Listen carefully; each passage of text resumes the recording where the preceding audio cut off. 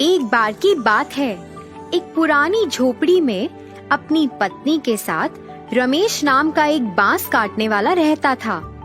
हर सुबह वह बांस काटने के लिए जंगल में जाता था और फिर उसे बाजार में बेचने के लिए सामान बनाता था। वे एक गरीब पति पत्नी थे जिनके अपने बच्चे नहीं थे, लेकिन वह एक साथ बहुत खुश थे। एक दिन जंगल में बांस काटते समय रमेश ने जंगल के बीच में एक अजीब बांस देखा। बांस चमकदार पूर्णिमा की तरह चमक रहा था। उसने सावधानी से बांस को हल्के से काटा ताकि उसे खोल सके। फिर उसे तो अपनी आंखों पर विश्वास ही नहीं हुआ। अंदर एक छोटी सी लड़की थी। वह रमेश के अंगूठे जितनी बड़ी थी। वह तो अब तक की सबसे सुंदर बच्ची थी। उसने तुरंत उसे ध्यान से अपने हाथों में लेने का सोचा और अपनी पत्नी को दिखाने का सोचा। अरे सुनो, जल्दी इधर आओ, देखो मैंने क्या पाया है। रमेश ने उसे बताया और फिर धीरे से अपने हाथ खोले। तुरंत उनका पूरा घर जगमगा उठा। पति पत्नी तो आश्चर्य में ही थे। अरे, ये तो चांद की तरह चमक रही है। ये कितनी खूबसूरत है। हाँ, मुझे लगता है हमें इसका नाम चांदनी रखना चाहिए। पत्नी ने एक कपड़ा लिया और उस पर चांदनी को रख दिया। तभी खिड़की से एक नरम हवा चली और छोटी लड़की पत्नी के हाथों से उड़ गई। जब हवा बंद हो गई, वह छोटी सी लड़की एक बच्ची में तब्दील हो गई।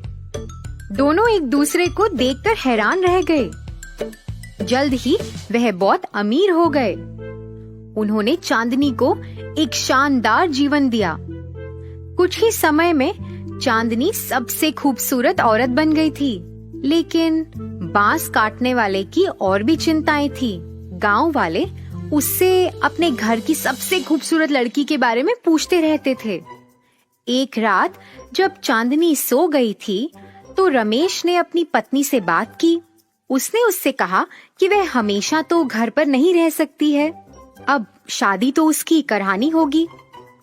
अगले दिन रमेश ने अपनी बेटी से उसकी शादी के बारे में पूछा। उसने उसे कहा कि नौजवान शादी करना चाहते हैं और कई लोगों ने उसका हाथ भी मांगा है। नहीं पिताजी, मैं आपके बिना नहीं रह सकती। मुझे आप अपने से दूर क्यों भेज रहे हैं पिताजी? अरे मेरी प्यारी बच्ची, मैं भी तुम्हारे बिना नहीं रह सकता हूँ, लेकिन अब तुम हमेशा तो इस घर में ऐसे नहीं रह सकती हो ना। मैं तुम्हें कभी भी अपनी मर्जी के खिलाफ शादी करने के लिए मजबूर नहीं करूँगा, लेकिन कम से कम तुम उन नौजवानों से मिल तो लो। चांदनी अपने पिता से बहुत प्यार करती थी और उन्हें ना नहीं कह सकी।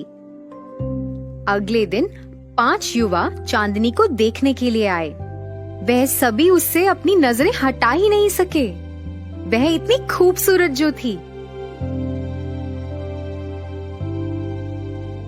चांदनी उन्हें देखती रही, मगर वह खुश तो नहीं थी। उसने अपनी बातों से कोई उत्साह नहीं दिखाया।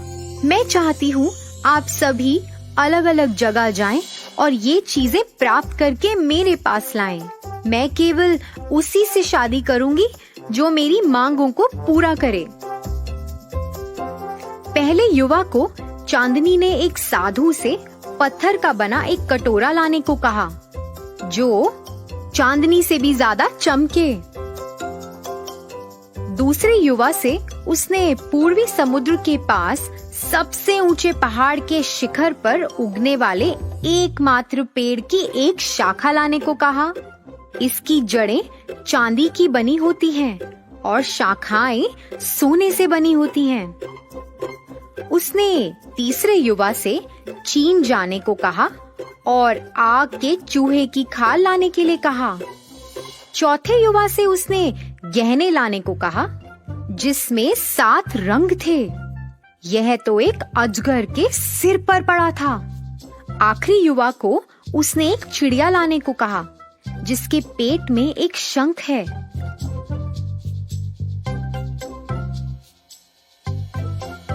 चांदनी यह जानती थी कि ये सब कार्य असंभव है, लेकिन उसके लिए अपने माता पिता के साथ हमेशा रहने का यह तरीका सही भी नहीं था। ऐसे ही कुछ हफ्ते बीत गए। वह युवा तो लौटे ही नहीं। रमेश ने अपनी पत्नी को यह बताया कि किस तरह वह सभी युवा असफल रहे। बस एक ही युवा लौटा। उसे साधु से पत्थर का बना कटोरा लाना था जो चांदनी से भी ज्यादा चमकता हो, लेकिन वह उसे चांदनी से ज्यादा चमकदार नहीं बना सका। फिर तभी दरवाजे पर खटखटाहट हुई। रमेश ने दरवाजा खोला और वह चौंक गया। यह राजा था। रमेश और उसकी पत्नी सम्मान पूर्वक उसके सामने झुके। आपको नहीं, बल्कि मुझे आपके सामने झुकना चाहिए, क्योंकि मैं आपकी बेटी का हाथ मांगने आया हूँ।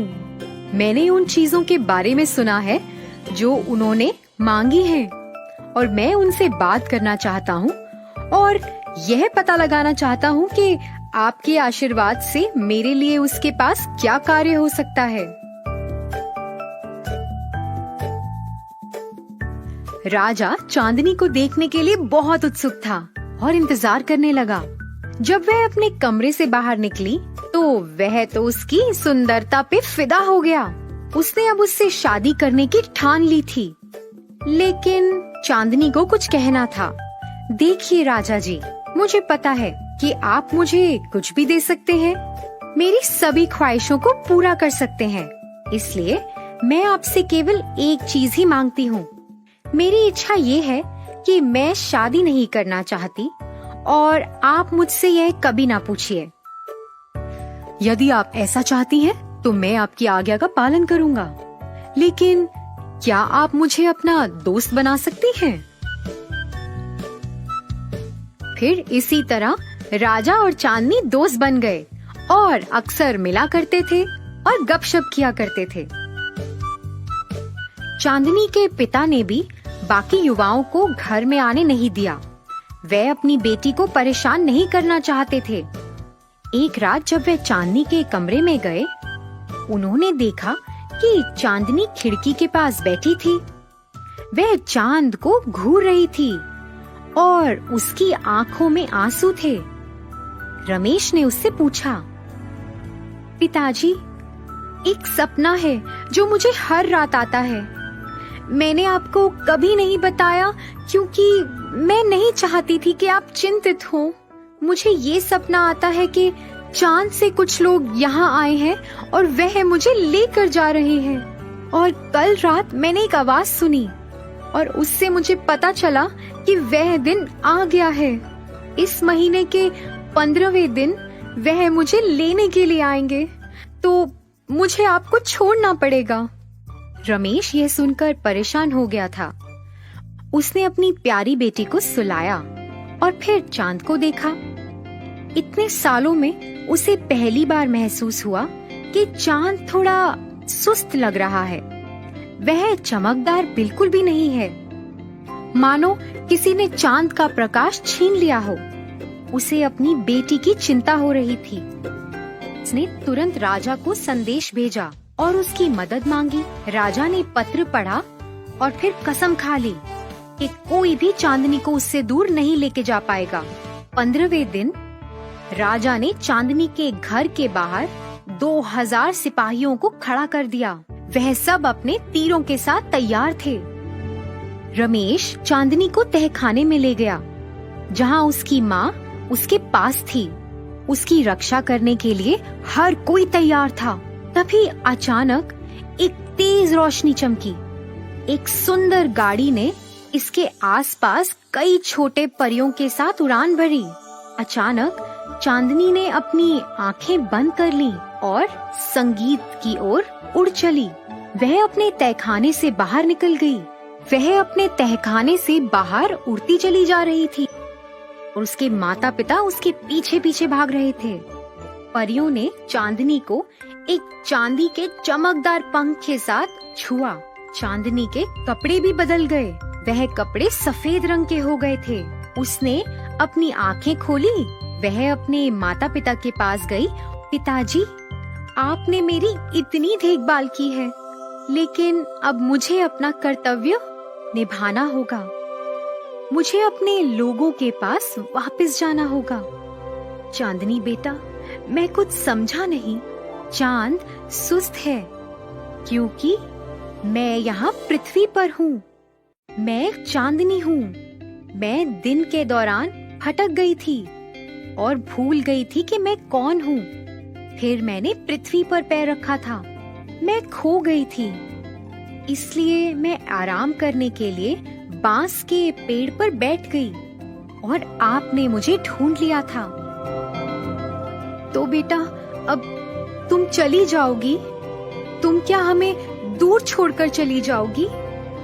माँ, मैं आपको हर रात देखने के लिए आऊंगी। केवल एक दिन आप मुझे नहीं देख पाएंगे, जब आकाश में कोई चंद्रमा नहीं होगा। और राजा जी, आप मेरे सबसे अच्छे दोस्त हैं, लेकिन मुझे अब जाना होगा। चांदनी अपनी गाड़ी पर बैठी और खुशी से पृथ्वी पर अपने परिवार वालों और अपने दोस्तों को अलविदा कहा और उड़ान भरी। वह दुखी तो नहीं थी, क्योंकि वह जानती थी कि वह हमेशा उन पर नजर रखेगी। रमेश और उसकी पत्नी ने अपने आंसू पोंछे और सुंदर चांद को देखा। राजा ने भी कभी भी किसी से शादी नहीं की। हर रात वह चांद को घंटों तक घूरता रहता और अपने प्यार को देखकर मुस्कुराता रहता। रमेश ने अपने बड़े घर को छोड़ दिया और वापस अपनी झोपड़ी में चला गया। यही एकमात्र तरीका था कि रात में छत के माध्यम से चांदनी उनके घर में आ सके। बांस काटने वाले और उसकी पत्नी ने अपना जीवन शांति से व्यतीत किया।